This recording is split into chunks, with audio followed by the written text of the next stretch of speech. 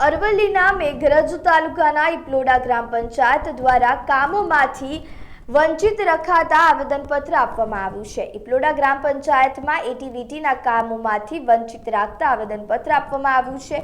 તો એટીવીટીના કામોમાં ભાજપના નેતાઓના વિસ્તારમાં જ કરવામાં આવે છે તેવા આક્ષેપો લગાવવામાં આવ્યા છે। તો ઇપલોડા ગ્રામ પંચાયત સરપંચ સહિત ગ્રામજનો દ્વારા ટીડીઓને આવેદનપત્ર આપવામાં આવ્યું છે, ત્યારે ન્યાય ના મળે તો ઉગ્ર આંદોલનની પણ ચીમકી ઉચ્ચારી છે।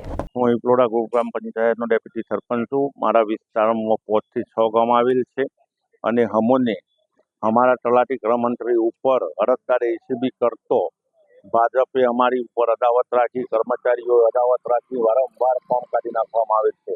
અમને આયોજન તથા એક્ટિવિટી કોઈ અન્ય યોજનાઓમાં લાભ મળતો નથી। અમારી પબ્લિકને શું જવાબ આપવાનો? અને અમારી મહિલા સરપંચ હોવાથી આ શોષણ થઈ રહ્યું છે, કારણ કે અરજદાર ગમે તે કરી શકે, ગમે તે તલાટી કર્મચારી પૈસા માગે, અરજદાર માગીને લઈ લે, એમાં આરોપી માગીને લઈ લે, એમાં પંચાયતની શું હોકે? અને આ જે તે એક્ટિવિટીનો કામમાં જે પોતાના કસ્ટરોમાં જ આવે છે, આયોજન થાય છે પોતાના પ્રમુખોના વિસ્તારોમાં જ થાય છે। અને આ ભાજપના નેતાઓને અને અધિકારીઓને જો કદાચ એવું હોય તો પછી ખેસ પહેરીને અધિકારીઓને ભાજપનો ખેસ પહેરીને પછી આમાં રાજકારણમાં પડી જવું જોઈએ। અને અમને કલેક્ટરશ્રી, ડીડીઓશ્રી, પ્રોનશ્રીને લેટર લખતો પણ હજુ સુધી જવાબ નથી મળ્યો। આનો 3 દિવસમાં નિકાલ નહીં થાય તો અમે ઉગ્ર આંદોલન ઉપર આખી પંચાયત, તાલુકા પંચાયત આગળ ઉપાડી દઈશું।